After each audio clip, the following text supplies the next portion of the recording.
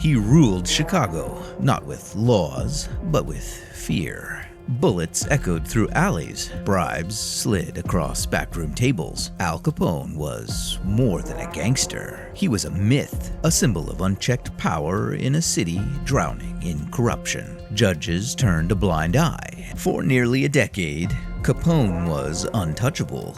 Not the FBI, not the Chicago police, but in the end, it wasn't a rival gang or a bloody shootout that brought him down. It was something quieter, something no one saw coming. A group of men armed not with guns, but with calculators. Capone fell, not to violence, but to the IRS. In the wake of the First World War, America found itself entering an era of contradictions. The economy was booming, the cities were growing, and yet, across the nation, one word defined the decade: prohibition. The 18th Amendment made the sale of alcohol illegal, but instead of drying out the country, it opened the floodgates to a new kind of criminal empire, and no one capitalized on it like Alphonse Gabriel Capone.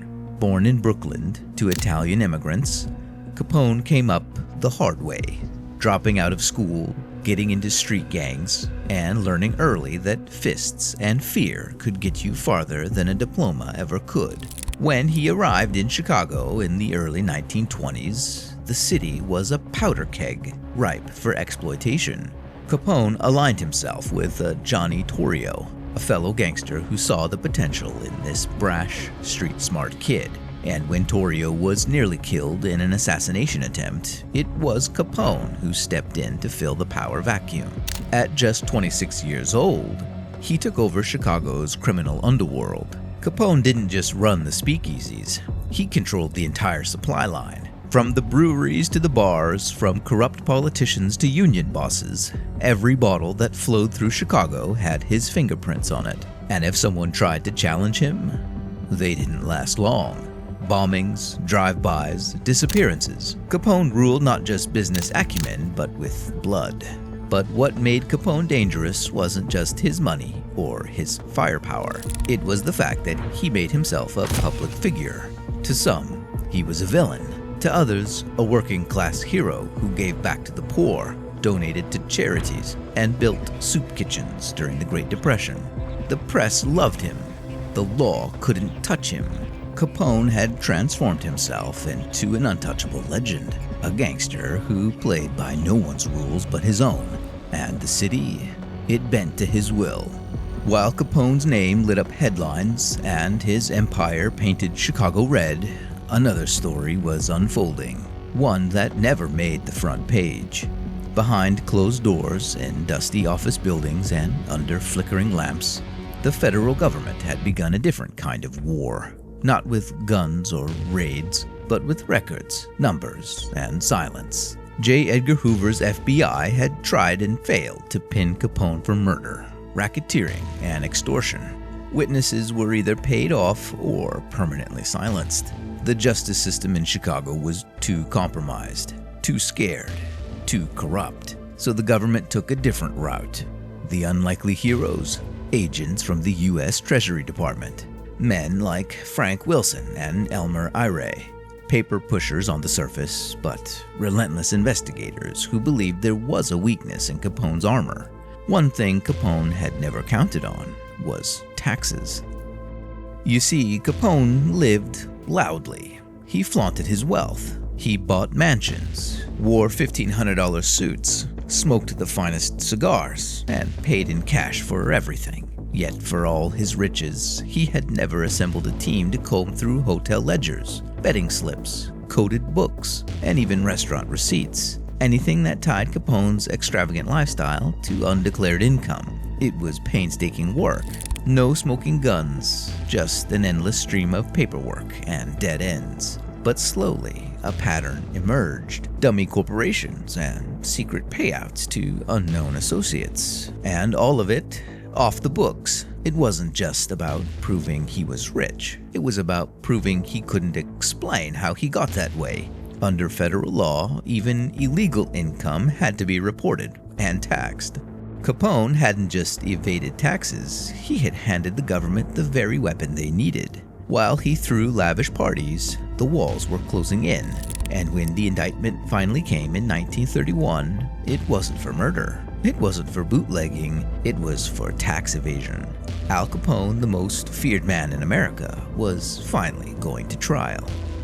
The trial of Al Capone began on October 6, 1931, and it was one of the most anticipated legal battles in American history. Reporters packed the courthouse, crowds gathered outside just for a glimpse of him. Capone didn't slouch into court like a criminal. He arrived like a celebrity, confident, smiling, well-dressed. He thought it would be just another performance, another game to rig in his favor. He was wrong.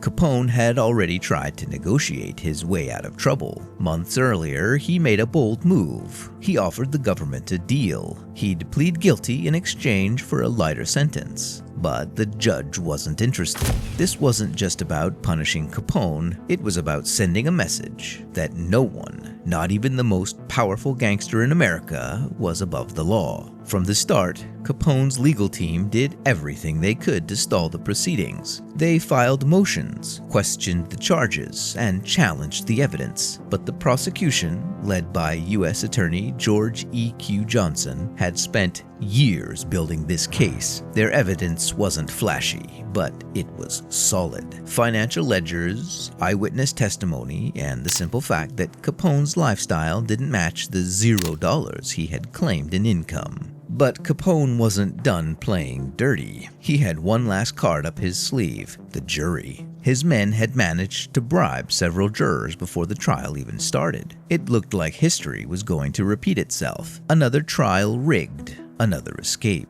But Judge James H. Wilkerson knew what he was up against. On the morning of the trial, just before proceedings began, he made a bold and unprecedented move. Without warning, he swapped the entire jury with another one from a completely separate courtroom. Capone and his team were blindsided. The fix had been broken, and now it was fair. Over the next week, the courtroom became a battleground. Capone's lawyers argued he was just a gambler, a businessman who never handled the books. But the prosecution painted a clear picture. This was a man who lived like royalty, controlled a vast criminal network, and paid not a single cent in taxes. Witnesses testified to secret cash deliveries, fake companies, and lavish spending. Piece by piece, the illusion of Capone's invincibility began to fall apart. On October 17, 1931, the jury returned its verdict: guilty on 5 counts of tax evasion. Al Capone, the man who had once laughed at the law, now faced 11 years in federal prison. He was fined $50,000, ordered to pay over $200,000 in back taxes and court costs, and was denied bail. He was stunned, shocked, not by the conviction, but by the fact that the system had finally worked against him. The King of Chicago had been dethroned, and not with bullets, but with bookkeeping.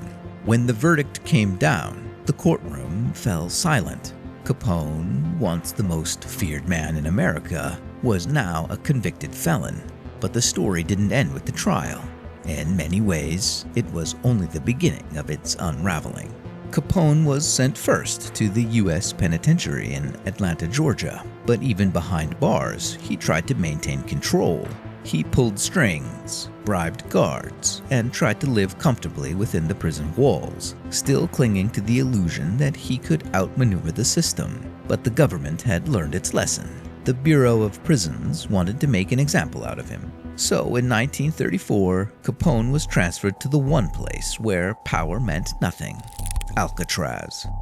The Rock, as it was known, was a new kind of prison. Isolated, inescapable, and immune to corruption. Perched on a cold slab of stone in the middle of San Francisco Bay, Alcatraz stripped men of their influence, their comfort, and, slowly, their identity. Capone arrived to find that his name meant nothing there. The guards didn't fear him. The inmates didn't idolize him. He was just another number, AZ-85. And there, without his empire, something in Capone began to rot. Not just metaphorically, but literally. For years, he had been suffering from untreated syphilis, a disease that slowly eats away at the nervous system when left alone. As the months turned to years, his condition worsened. He became confused, disoriented, paranoid. The man who once commanded armies was now babbling to himself in his cell, strumming a banjo in the prison yard, and staring out at the water like a ghost of who he once was. By 1939, doctors estimated that Capone had the mental capacity of a 12-year-old. He was released early on compassionate grounds and sent to live out his final years in a mansion in Palm Island, Florida. A far cry from the bloody streets of Chicago. But even in luxury, he was no longer the man he had been. The disease had ravaged his body and mind. He rarely spoke to visitors. He was a legend undone not by bullets or betrayal, but by time. He died in 1947 at the age of 48. A stroke and a heart attack finally ended the long decline. The newspapers reported it. The headlines mourned the myth. But for the country, the message was clear. Crime might pay for a while, but it always comes with a bill. Al Capone's story didn't end with a blaze of glory. It ended in silence, fading into history. A broken man, haunted by the ghosts of his own ambition. But his legacy, it still echoes through our cities, our courts, and our culture. A reminder that no matter how high you climb on crime, the fall always comes. If you found this story compelling, consider subscribing. There are more forgotten trials, untold crimes, and buried truths waiting to be uncovered. This was the fall of Al Capone. Now, who should we dig up next?